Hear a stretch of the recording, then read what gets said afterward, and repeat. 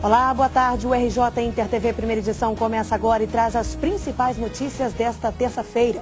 Ministério Público Federal faz busca e apreensão de documentos na Prefeitura de Nova Friburgo. O alvo foram as secretarias de Governo, Fazenda e Procuradoria. Estão atrás de indícios de irregularidades no uso da verba enviada para a reconstrução da cidade. O Ministério Público Federal e o Tribunal de Contas da União investigam o caso. Na cidade, vereador diz que a Prefeitura de Nova Friburgo é uma caixa preta e não presta informações à Câmara sobre os gastos. Hoje é 12 de julho, a tragédia que matou mais de 900 pessoas na região serrana faz 6 meses. E na nossa cobertura especial, você vai ver o que foi feito em Nova Friburgo, como estão os bairros mais atingidos pela força da água e dos deslizamentos de terra. Ao vivo, o RJ está em um dos bairros mais destruídos. Guilherme Peixoto. Eu estou no bairro Córrego Dantas. Por aqui as lembranças da tragédia estão por toda parte e os moradores cobram mais ações do poder público. E as outras notícias do dia, direto com Rodrigo Cordeiro, ao vivo no RJ Inter TV de Cabo Frio. Boa tarde, Ana. Tiroteio e morte no bairro Nova Holanda, em Macaé. Segundo a polícia, 2 traficantes morreram no confronto. Ônibus não circularam e escolas ficaram de portas fechadas. Isso e muito mais agora no RJ Inter TV, primeira edição.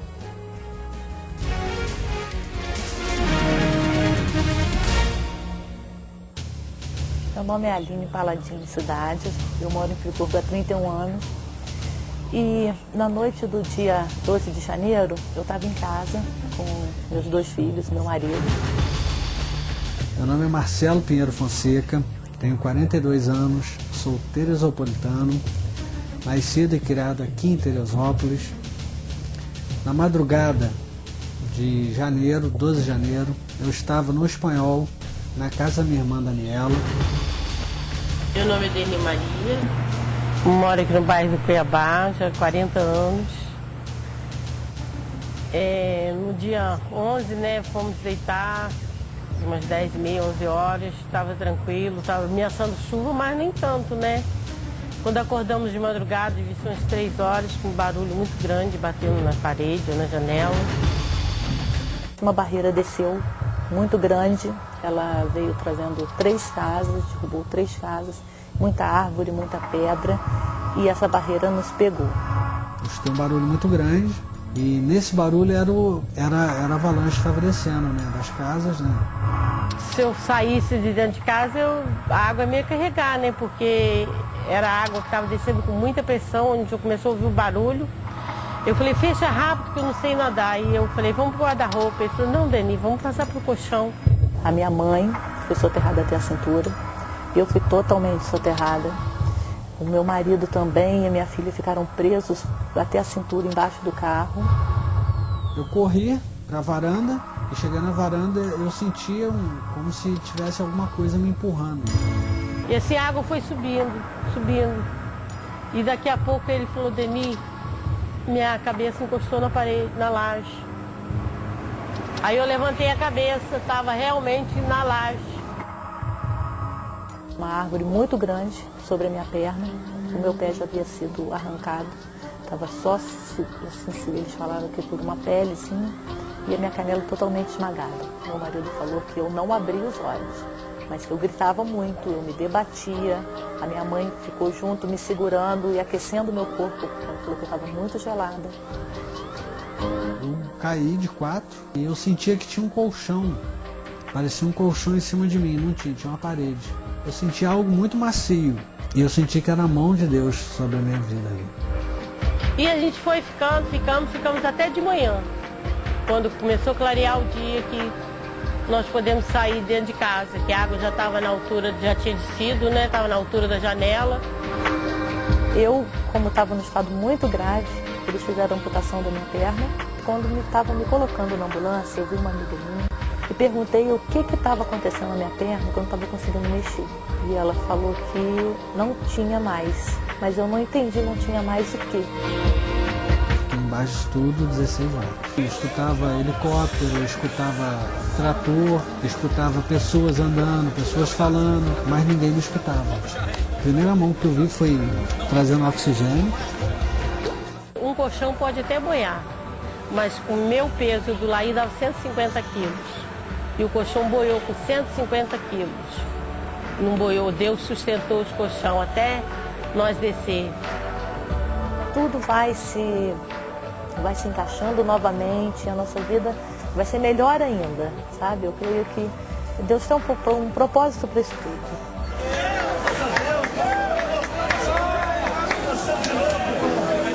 Eu me sinto abençoado.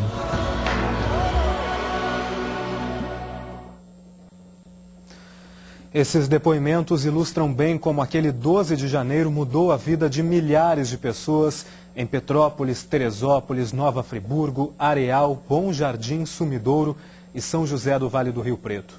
A tragédia deixou para trás 917 mortos. Na época, mais de 30 mil pessoas ficaram desabrigadas ou desalojadas. Em meio a essa data, moradores de algumas cidades da região serrana foram surpreendidos pelas investigações do Ministério Público Federal e do Tribunal de Contas da União, que apuram denúncias de corrupção. Segundo as investigações, autoridades de algumas cidades teriam desviado parte do dinheiro destinado à reconstrução de 7 municípios. A Polícia Federal está neste momento em Nova Friburgo, dando apoio nesta operação de busca e apreensão na Prefeitura. E daqui a pouco a gente traz mais informações para você sobre essa operação realizada em Nova Friburgo para apurar aí essas denúncias, essas possíveis irregularidades nos gastos públicos. Agora a gente vai ver a reportagem que vai explicar melhor todas essas denúncias de corrupção. O trabalho de reconstrução é lento, obras emergenciais ainda precisam ser feitas. Em meio a tanta destruição, surgem denúncias de que altos funcionários da Prefeitura de Teresópolis e empreiteiros teriam montado um esquema de corrupção. Uma reportagem do jornal O Globo afirma que, em troca de perdão judicial, um empreiteiro denunciou uma prática que seria antiga no município, o pagamento de propina para ter contratos aprovados. Segundo o denunciante, por causa do grande repasse de verbas liberado, a cobrança ilegal aumentou 5 vezes. Um relatório do Tribunal de Contas da União revela outras irregularidades, como empresas prestando serviços na mesma localidade, no mesmo dia, e que mesmo 2 meses depois da tragédia, serviços foram prestados sem contratos assinados e nem empenho de despesa. No dia que nós acordamos e nos primeiros dias, você não tinha nem ninguém no Brasil, município nenhum estaria preparado para enfrentar uma situação dessa. Qual o critério? O critério são as empresas que já estavam mobilizadas no município. As empresas que já tinham algum tipo de mobilização foram chamadas para participar do critério de escolha para aquelas que iriam fazer a desobstrução das vias, o socorro às vítimas e a limpeza dos logradouros públicos. Esse critério foi estabelecido pela Secretaria de Administração e pela equipe de governo e pelos técnicos responsáveis pela escolha. Em Nova Friburgo, outro município devastado, um relatório do Ministério Público Federal mostra que pode ter havido desvio de parte dos 10 milhões de reais que deveriam ser usados para a recuperação da cidade. Segundo a investigação, a Fundação Municipal de Saúde não se preocupou em fazer um levantamento do material médico hospitalar que seria necessário para atender as vítimas da catástrofe. Comprou sem licitação uma quantidade suficiente para manter os hospitais funcionando por meses. O acompanhamento que o tribunal está realizando, ele vai desde as primeiras ações até enquanto houver verba federal destinada aos municípios e ao governo do estado para recuperação da área em decorrência dos eventos climáticos ocorridos em janeiro. Então, nós fizemos um primeiro relatório relativo a essas primeiras ações, que foram 100 milhões que foram repassados para o governo do estado e para os municípios. E vamos agora entrar numa nova fase do acompanhamento, analisando essas respostas, verificando a documentação apresentada pelo governo do estado e voltando aos municípios também, para ver se eles também regularizaram as pendências de documentação em relação aos contratos, em relação à atestação dos serviços realizados. Ontem, o prefeito em exercício convocou uma entrevista coletiva para falar sobre as denúncias. Tenho certeza que a minha equipe vai responder ponto por ponto tudo o que está acontecendo. Não abandonei na pior hora. podiam ter feito. Eu era prefeito em exercício, ninguém nem sabia o que era isso. Quando todos abandonaram, essa equipe ficou. O prefeito de Nova Friburgo, Dermeval Barbosa Moreira, ontem reuniu os secretários das pastas alvo das denúncias e pediu que dessem explicações aos jornalistas. Todos negaram qualquer irregularidade. A Prefeitura de Petrópolis disse que todos os dados das contas foram submetidos à fiscalização e nenhuma irregularidade foi apontada. Já a Prefeitura de Teresópolis informou que as informações publicadas na reportagem não são verdadeiras. Disse que está tomando providências jurídicas para conseguir a reparação. Vale lembrar que em Teresópolis, uma CPI aberta na Câmara investiga algumas das irregularidades apontadas na reportagem do Globo. E agora nós vamos ao vivo a Nova Friburgo conversar com a Ana Paula Mendes. Ana, como é que foi a repercussão dessas denúncias aí na cidade? Rodrigo, nada boa. A reportagem publicada no jornal o Globo está dando o que falar aqui nas cidades. O clima político está muito tenso e a população, mais uma vez, está desapontada. O Guilherme Peixoto foi hoje cedo às ruas ouvir a população sobre essa reportagem.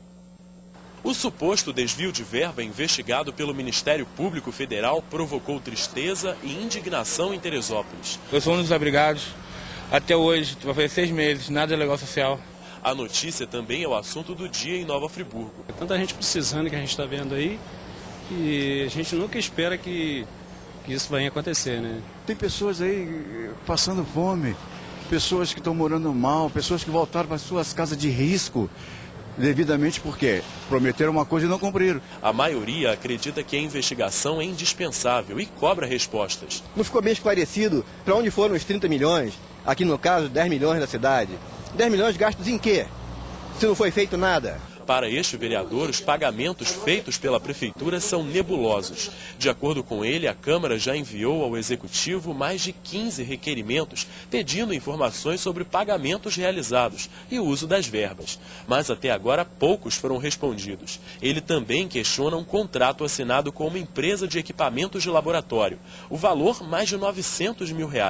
O documento não foi elaborado pelo município e não há testemunhas. Esse processo mostra claramente um contrato que foi produzido na empresa que foi contratada pela Prefeitura, quando deveria ter sido produzido na própria Prefeitura, na Fundação Municipal de Saúde. Então há uma assinatura com papel timbrado da empresa e não da Prefeitura. Isso já é um indício claro de irregularidade, não existe data em alguns documentos. O Ministério Público Federal e a Polícia Federal estão aqui na cidade de Nova Friburgo, estão vasculhando a prefeitura de cima a baixo e a Luciana Tomás acompanhou toda essa movimentação. Ao todo, são 40 mandados de busca e apreensão sendo realizados por procuradores do Ministério Público Federal com o apoio da Polícia Federal. Várias secretarias da Prefeitura Municipal de Nova Friburgo foram vasculhadas durante toda a manhã. O Ministério Público Federal está em busca de documentos com informações sobre o uso de verbas públicas que estariam sendo sonegadas pelo prefeito de Nova Friburgo. O Ministério Público Federal pediu também o afastamento do prefeito em exercício, Dermeval Barbosa Moreira Neto, e do procurador-geral do município, Hamilton Sampaio da Silva, por não terem prestado contas dos 10 milhões de reais enviados pelo governo federal logo após a tragédia. Mas a Justiça autorizou apenas o mandado de busca e apreensão. Rodrigo, daqui a pouquinho a gente volta com mais informações aqui da região serrana. É com você em Cabo Frio. Ok, Ana, a gente aguarda então. A Polícia Militar foi recebida a tiros hoje no bairro Nova Holanda, em Macaé. 2 suspeitos foram mortos e, mais uma vez, os moradores sofrem por causa da violência. Serviços foram suspensos. Os ônibus não circulam no bairro Nova Holanda desde a tarde de ontem. Quem mora na comunidade e depende dos coletivos tem que caminhar até o ponto mais próximo, na rodovia Amaral Peixoto. À noite é pior, mais perigoso. É complicado, sim, porque a gente pegava o ônibus lá perto de casa, agora não tem. O transporte público foi suspenso por causa da violência. A polícia disse que ontem à tarde fazia um patrulhamento de rotina quando teve a viatura atingida por disparos e revidou. Hoje pela manhã, 40 PMs vieram apurar denúncia de tráfico de drogas na Nova Holanda e nas Malvinas. Houve confronto e, segundo a polícia, 2 traficantes morreram. Além disso, um fuzil foi apreendido. Os corpos ainda estão lá, estão próximo aí na linha férrea, entre a Malvina e Nova Holanda, e a Polícia Militar está tentando resgatar aí os corpos. Os traficantes estão atirando contra a Polícia Militar e não estão deixando a gente resgatar esses corpos aí para dar um enterro digno aí à família. Quem está no meio desse confronto conta o que ouviu. Muitos tiros, a noite toda, até agora de manhã estava tendo tiroteio, confronto da polícia com bandido. Constante. Às vezes dá uma parada, depois volta, começa de novo. Por isso, as 3 escolas do bairro Nova Holanda não abriram nesta manhã. Os estudantes tiveram que voltar para casa. Quem avisou que hoje não ia ter aula? A diretora. Outros serviços também foram interrompidos. José William trabalha no Instituto de Terras e Cartografia, órgão que está fazendo a regularização fundiária no bairro Nova Esperança, ao lado do Nova Holanda. Até o meio da manhã, não sabia se o trabalho iria seguir normalmente hoje. O receio é colocar o trabalhador nesse fogo cruzado aí, que já estamos aqui há uma semana e temos feito um trabalho, fomos muito bem recebidos pela comunidade, por todos aqui de Parque de Nova Esperança. Só para aguardar para ver o que a gente pode fazer, se pode continuar com o nosso trabalho. A operação da Polícia Militar continua no bairro Nova Holanda. Os corpos dos 2 suspeitos mortos no confronto ainda não foram retirados da comunidade. E além das 3 escolas fechadas no bairro Nova Holanda, outras 3 no bairro Botafogo e 2 no bairro Malvinas também estão sem aulas. Depois do intervalo, o RJ mostra como estão as principais cidades atingidas pela chuva de janeiro. Você vai ver como estão moradores de Friburgo, Teresópolis e Petrópolis que se salvaram, mas perderam casas, móveis na tragédia. Agora 12h e 21 minutos.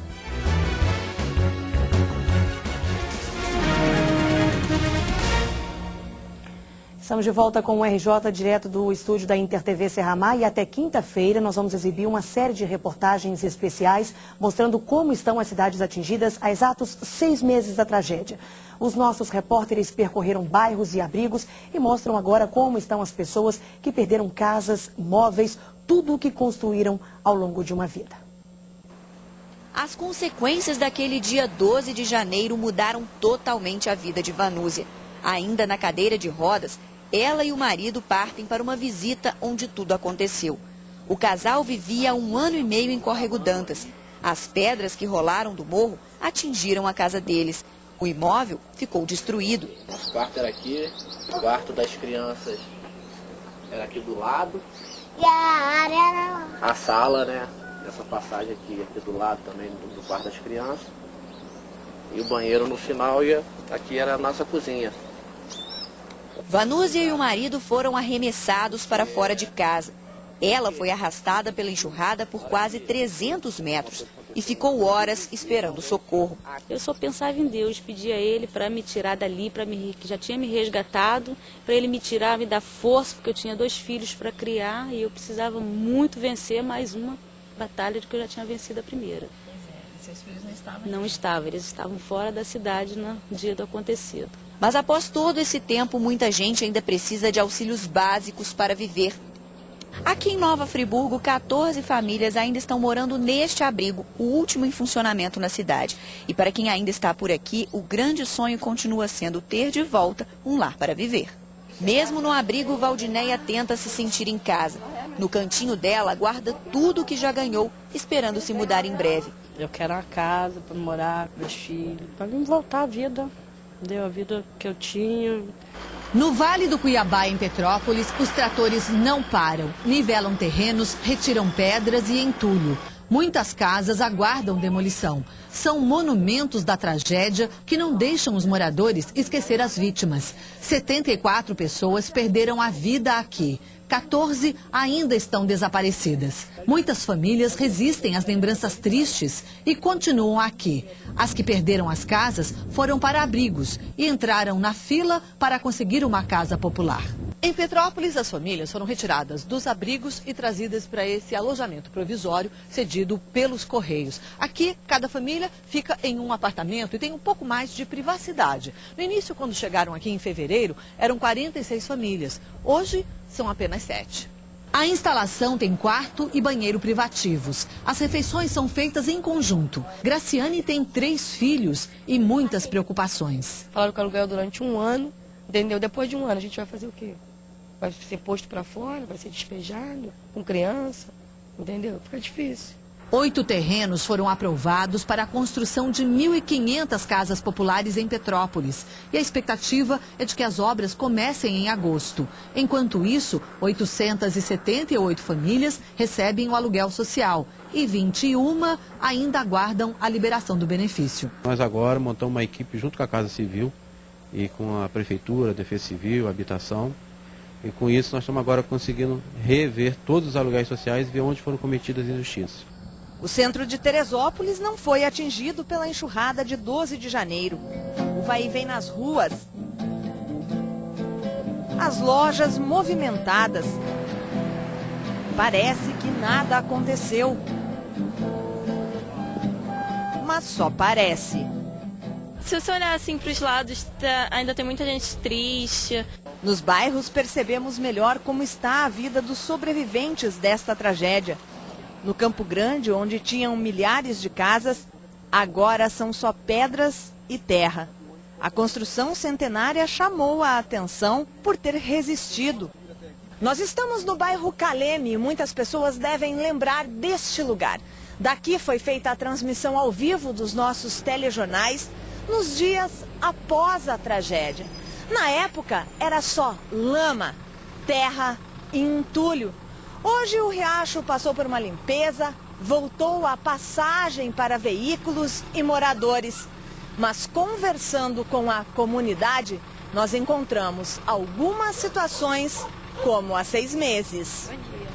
Encontramos Luciana. Ela tem uma doença degenerativa e estava indo ao médico. Dá meia hora, mais ou menos, se eu tiver bem, é meia hora. Se eu tiver meio ruim, tem que demorar mais tempo. Neste ponto do Caleme, a ponte de concreto desabou com a enxurrada. Os moradores construíram uma passarela de madeira, improviso que completa 6 meses. Se os próprios moradores não botarem a mão na massa e não conseguir fazer pelo menos essa passarela, isso é uma vergonha, mas há 6 meses é essa vergonha que a gente está conseguindo passar. O comércio sente a dificuldade. Não temos condições de fazer entregas em algumas ruas, então fica bem difícil o acesso. Malvina economiza nas compras do mercado. Ela teve a casa interditada depois da tragédia, mas até agora nada de aluguel social ou indenização. Como que eu vou construir, pagar aluguel, que eu estou me virando da maneira que eu posso. Tá difícil? Dificílimo. Tá dificílimo. Bom, e a primeira imagem que percorreu o Brasil naquele 12 de janeiro foi essa que a gente vai ver agora. Toneladas de lama morro abaixo. A terra destruiu o teleférico, parte da igreja de Santo Antônio e a Praça do Suspiro em Nova Friburgo. Os pontos turísticos da cidade ficaram irreconhecíveis. Àquela altura, a gente não tinha ainda a dimensão do que havia sido destruído pela cidade. Hoje, as coisas estão retomando, aos poucos a cidade vai se reconstruindo. Em Nova Friburgo, a tragédia deixou o maior número de mortos. Foram 428 vidas perdidas naquela madrugada. 3.500 pessoas tiveram que sair de casa. E por isso o RJ está ao vivo hoje num dos bairros mais destruídos naquela tragédia do dia 12 de janeiro. Quem está lá é o repórter Guilherme Peixoto, que vai mostrar pra gente, é o bairro Córrego Dantas. Guilherme, mostra pra gente como é que está o bairro aí hoje.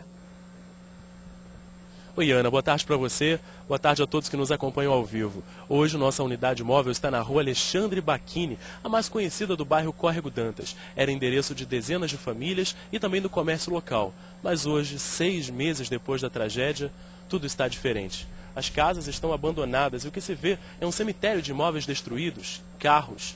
Parece que o tempo não passou. Aqui onde nós estamos também havia residências, mas aqui tudo foi levado pela força da enxurrada. Em todo o bairro Córrego Dantas, quase 30 pessoas morreram. E ainda hoje, 6 meses depois da tragédia, os moradores ainda convivem com os problemas provocados pela chuva de janeiro. Em toda essa área, as casas foram marcadas para demolição, aqui na parte baixa e também na parte alta, onde é a barreira que ameaça essas casas. Segundo o governo do estado e a Defesa Civil, todas essas residências ainda oferecem perigo. Nas ruas ainda há muita terra, entulho, E claro, muito trabalho e muito o que ser feito. Um desafio para o poder público e também para a comunidade. Ainda nessa edição da RJ, nós vamos voltar a falar ao vivo, mostrando o que os moradores daqui esperam. Ana Paula. Ok, Guilherme, obrigado pelas informações, está combinado então. E depois do intervalo, trânsito ruim por causa de acidente esta manhã na BR-101 em Campos. E o RJ mostra como estão os bairros em Nova Friburgo, lugares onde a ajuda ainda não chegou. A gente volta já já com o RJ, meio-dia e 31 minutos.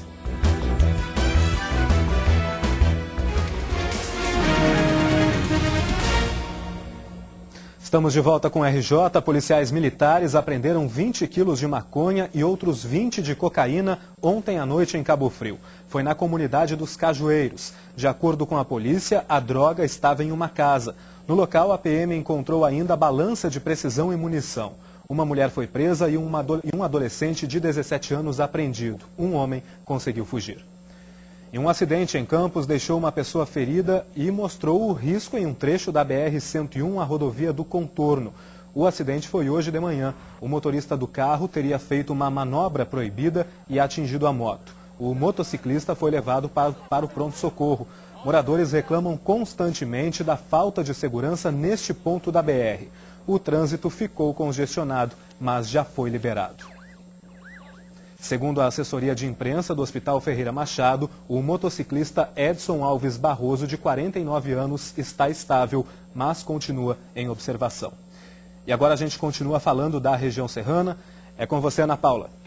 Rodrigo, em meio a essas denúncias que a gente tem acompanhado, essas denúncias de corrupção, tem acompanhado aqui no RJ, o que a gente vê na prática é a dificuldade de reconstrução. As obras que não saíram do papel e o drama de milhares de moradores e trabalhadores.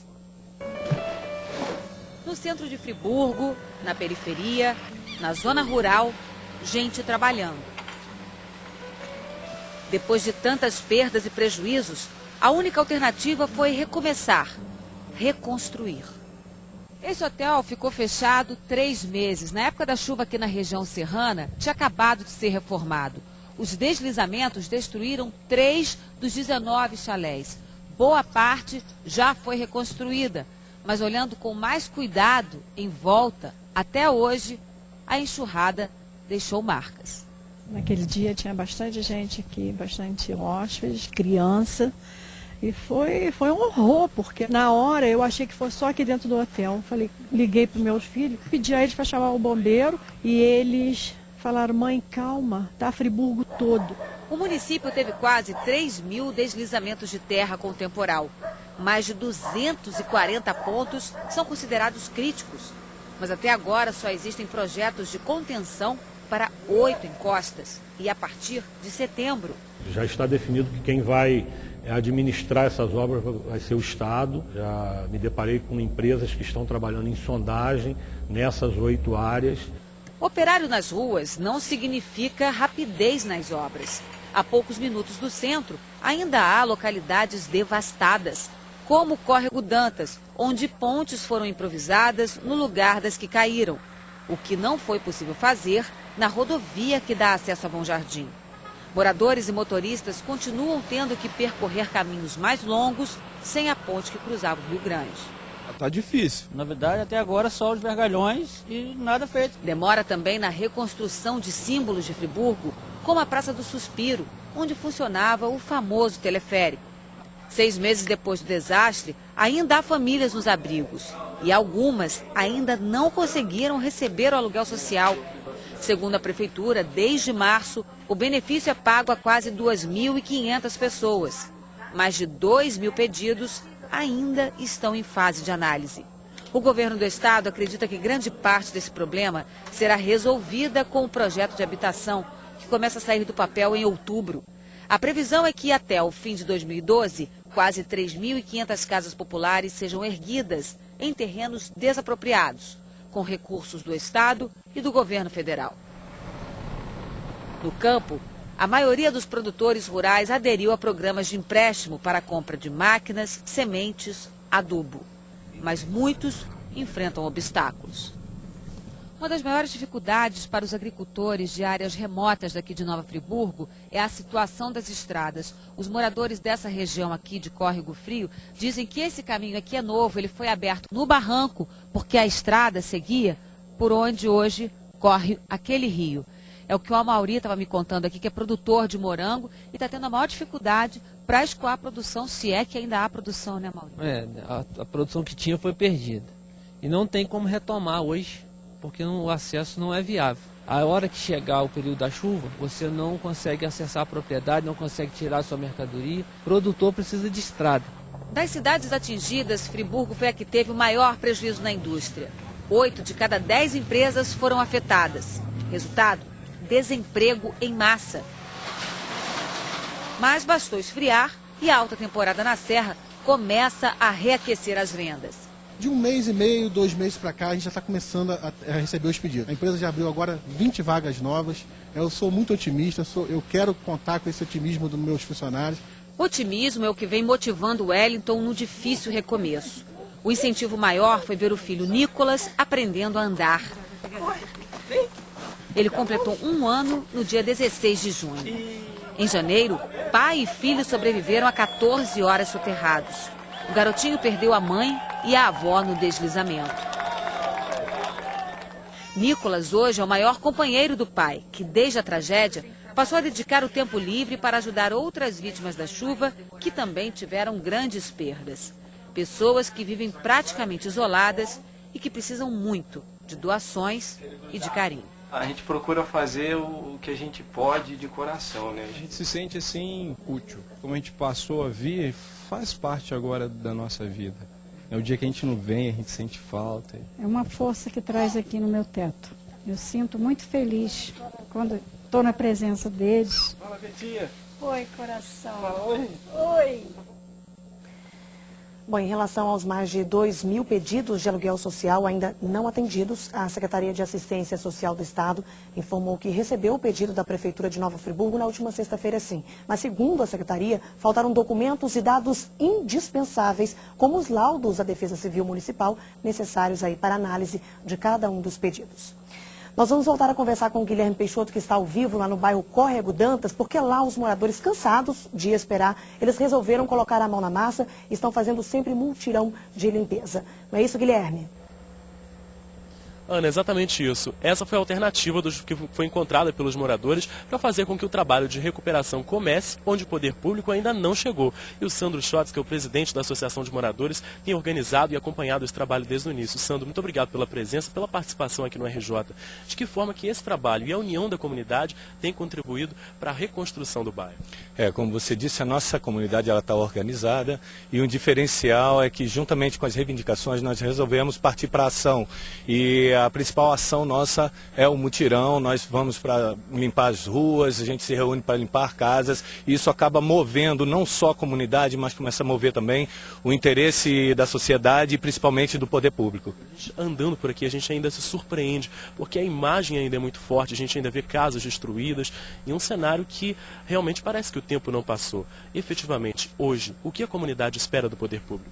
Foi uma grande tragédia, né? A gente nunca podia imaginar o tamanho disso, mas o que a gente precisa hoje é ver as obras sendo iniciadas. A gente roga ao poder público em esfera estadual e até da União para que comece a enviar os recursos necessários para iniciar as obras de contenção, de galerias de águas pluviais. Nós tememos com a aproximação do verão, onde vai começar as chuvas, então nós precisamos e rogamos que envie os recursos necessários para o início das obras. Muito obrigado pela participação, e nós também convidamos um representante da Prefeitura para participar aqui do RJ, dessa edição especial, respondendo às dúvidas dos moradores. Mas até agora ninguém apareceu. Ana Paula. Obrigada, Guilherme. E depois do intervalo nós vamos conversar ao vivo aqui no estúdio com alguns dos bombeiros que ajudaram no salvamento de centenas de pessoas. E você vai conhecer também a história de heróis anônimos, gente que arriscou a vida e que salvou vizinhos da morte. A gente volta já já, 12h41.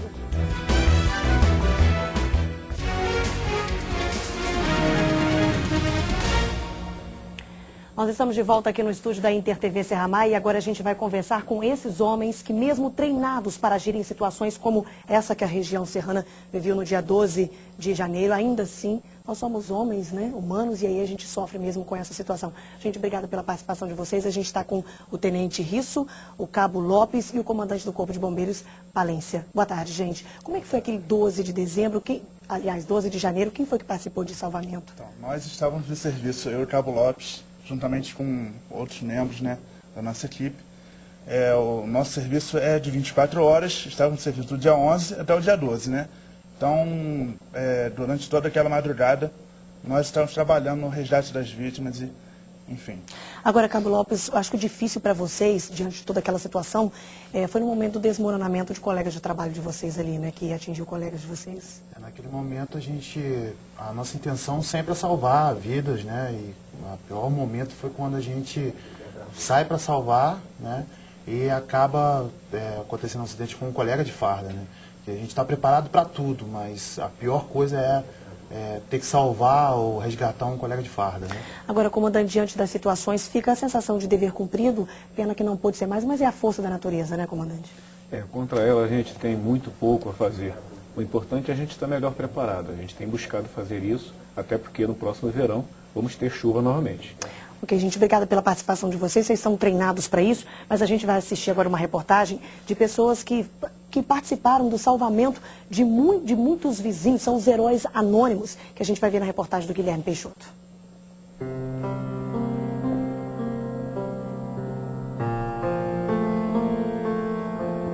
Quando eu fecho o olho hoje, a primeira coisa que vem é a minha casa inteira. A minha casa inteira, dos meus vizinhos, assim, todo mundo junto, amizade muito grande, né? E de repente passa outro filme que é a casa destruída. É onde que dói muito, né? Dona Georgina revira os escombros à procura de uma história que passou 6 meses enterrada. Só agora as máquinas começaram a trabalhar no bairro Vila Nova, em Friburgo. Ela quer encontrar lembranças de um tempo feliz. Uma cartinha que você acha, mamãe, eu te amo, pronto, sabe? É o seu resgate. A família perdeu tudo o que tinha, mas se salvou. Eu estava dormindo, era 4 horas da manhã. Aí com meus filhos eu não estava nem ouvindo chuva. Aí o Beto, que é o nosso vizinho, que foi um anjo, né? Que chegou e interfonou e falou, sai todo mundo, não fica ninguém, não olha para trás. O alerta também salvou mais 15 vizinhos. As casas desabaram minutos depois. A iniciativa foi Despedreiro, que retirou uma a uma todas as famílias. Aí falava, tô de pijama, vamos ser esse mesmo. Aí vou para meu celular, não ponha nada. Eu falava, não ponha nada, vamos embora. E descendo na escada, vamos descer. A qualquer momento para nós é vitória e vamos sair. No encontro emocionado, a gratidão. Quero te agradecer. Eu também te agradeço. Por tudo que você fez com a gente, pelo tempo que a gente ficou junto e que a nossa amizade continue por toda a vida. E por vocês entendeu? também Obrigada por tudo, ter me obedecido, chamar vocês, ter me seguido. Uma história de coragem que se repetiu naquela mesma madrugada em outro bairro. Mesmo debaixo de um forte temporal, João Carlos saiu de casa, percorreu todas as ruas, subiu escadas, batendo de porta em porta, alertou os moradores. Eu recebi o telefonema da Defesa Civil avisando que já está chovendo 80 milímetros de água e que o morro é perigoso. Foram mais de 2 horas de caminhada e muita insistência até que todos os vizinhos saíssem de casa. Pouco tempo depois vieram as primeiras quedas de barreiras e o frentista se transformou em herói. Mudou o destino de dezenas de famílias e também o dele. Enquanto ajudava, recebeu a notícia. A casa onde vivia também ficou destruída e ele salvo graças à solidariedade. Agora, morando longe do bairro Vilagem onde nasceu, ainda é difícil esquecer a tragédia. Ficou o sentimento bom de ter ajudado. Ver meus amigos, minha maior recompensa, ver meus amigos.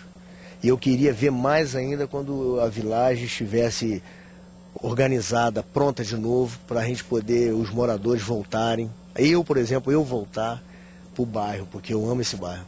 Márcio usou a profissão para ajudar. O médico também foi voluntário na chuva. Socorreu os feridos, venceu o cansaço. A gente via que não tinha solução, que as autoridades constituídas não podiam, não teriam como ajudar.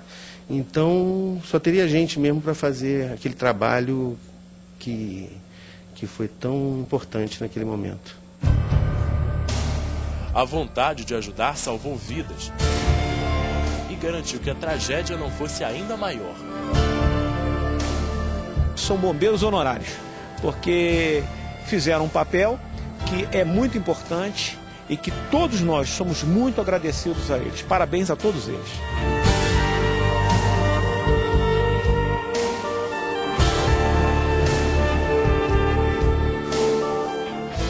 Deus te abençoe, tá?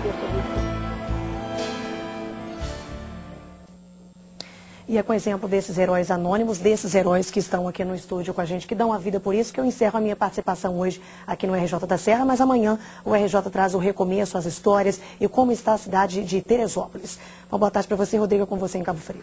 Ok, Ana Paula, boa tarde para você, até amanhã. Para você de casa, uma ótima tarde. Tchau.